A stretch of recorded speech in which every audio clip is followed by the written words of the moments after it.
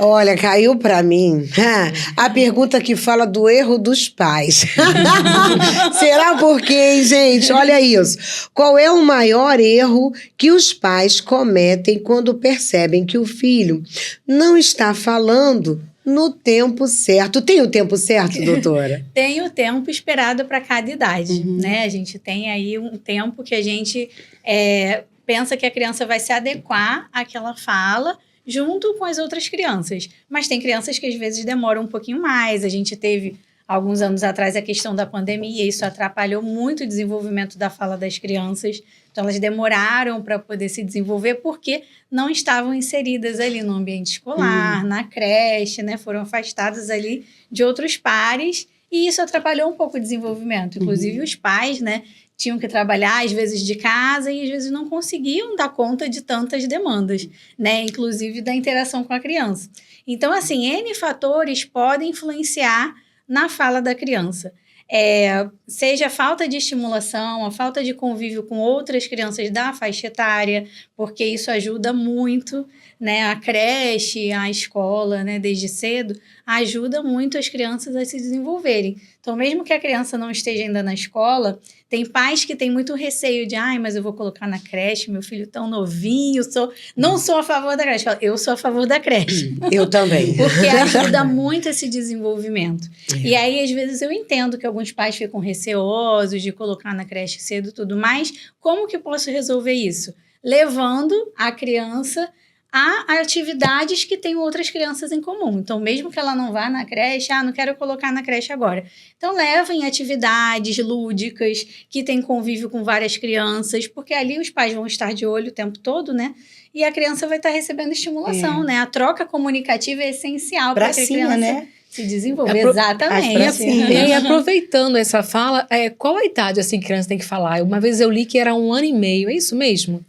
Depende da criança, né? A gente tem ali uns marcos do desenvolvimento e espera-se ali que com 1 ano e meio, a criança já esteja desenvolvendo algumas palavras, conseguindo falar algumas coisas, mas aos 4 anos, a gente espera, 4 anos e meio, a gente espera que a criança esteja falando todos os fonemas, todos os sons da fala corretamente. O que às vezes é a pedra no sapato da fona, é o R do Cebolinha, aí, né? Brava, Barata, prato, rato. Então, o R, ele é o último fonema a ser desenvolvido, né? A criança adquirir e conseguir automatizar. Então, às vezes, ele demora um pouquinho. Mas se nessa faixa de 4 anos, a criança já está conseguindo se comunicar bem, se desenvolver bem, a gente consegue estar dentro ali mais ou menos do esperado para a faixa etária.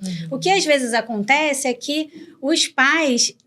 eles são leigos, né? Ninguém ensina a gente a ser pai, a ser mãe, a entender os marcos do desenvolvimento infantil, né? Mas a gente, às vezes, esperar. A criança tá ali com 1 ano e meio, não fala nada. Tá com 2 anos e não tá falando.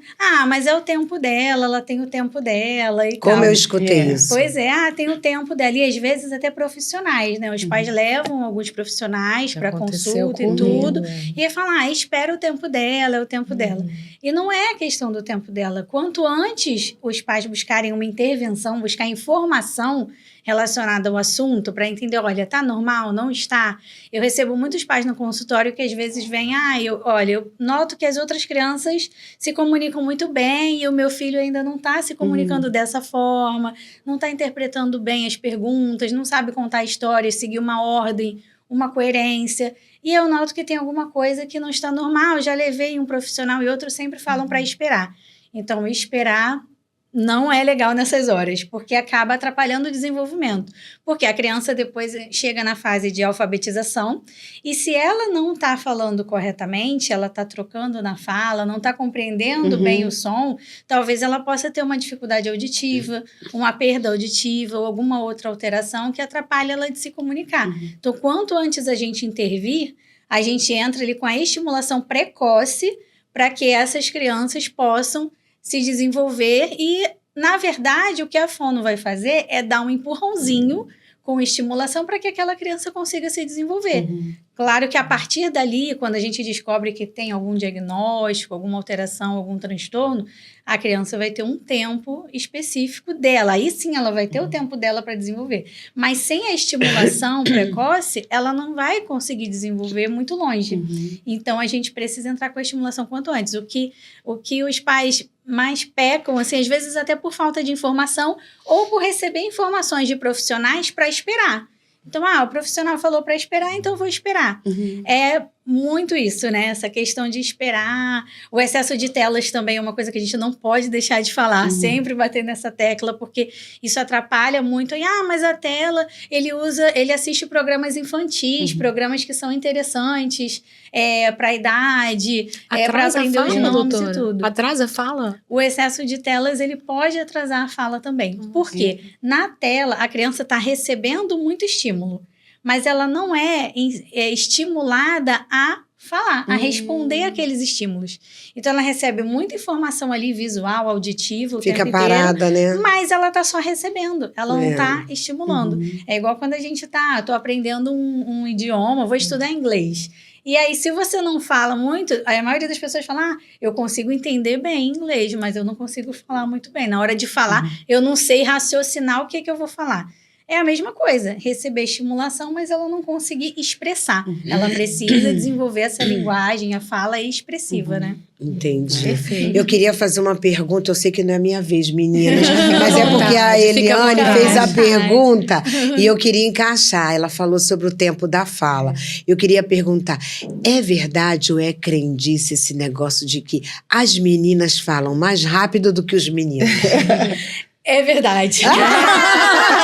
Agora sabe porque a gente fala tanto. Tá explicado. Tem alguns estudos que mostram, né, que as crianças, as meninas, elas se desenvolvem mais rápido mesmo do que os meninos, né? Então, isso... Tá vendo, gente? É científico. Desculpa, tá? Tenho que falar a verdade, né? Doutora, qual o impacto da audição na aprendizagem da criança? Então, vamos lá. Esse assunto é que eu amo. A gente, para se comunicar, para a gente falar, para a gente ler e para a gente escrever, antes de tudo, a gente precisa receber uma entrada, né? A fala, a leitura e a escrita, elas são saída, né? Uma expressão. Mas eu preciso ter uma entrada de informação.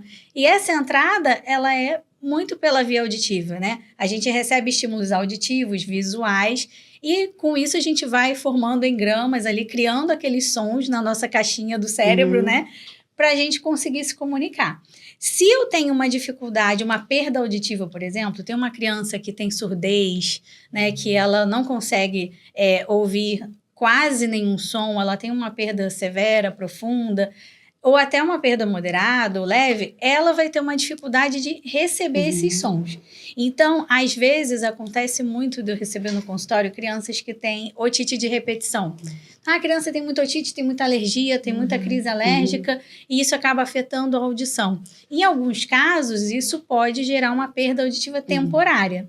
Nessa perda auditiva temporária, a criança, ela tá ali com otite, ela tá com o ouvido entupido. A gente até tem aquela sensação, né? Quando a gente tá entupida, a gente fica, ai meu Deus, parece que eu não tô ouvindo direito. Tô resfriada, parece que eu não tô escutando bem. Porque o canal tá todo interligado ali, né?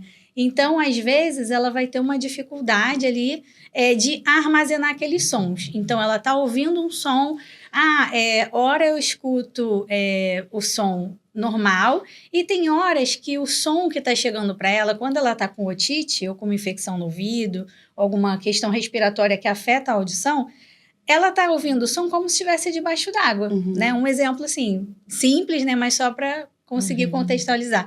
Então, é como se o cérebro dela criasse uma caixinha para cada som.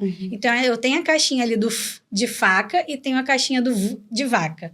Só que quando eu estou com o ouvido entupido, eu não estou ouvindo exatamente aquela frequência sonora, aquela intensidade do som do F de faca ou do V de vaca. Então, às vezes, a criança ela pode chegar a confundir os sons por conta de não estar armazenando bem essas informações. Como a criança está ali em desenvolvimento, né, naquela janela do desenvolvimento importante, ela acaba não armazenando bem essas informações. E aí, quando a professora está fazendo um ditado ou escrevendo ali na sala de aula, ela vai ouvir a palavra, eu ouvi vaca. Mas, na verdade, se não tem uma imagem ali, um estímulo visual para ela entender que vaca é vaca e que vaca não é faca, ela vai pensar, eu posso escrever com V ou com F, né? Por quê? Porque eu não armazenei bem aquele som e... Para mim, tanto faz. O som é muito parecido, então eu vou escolher aqui a letra que eu acho que encaixa melhor aqui.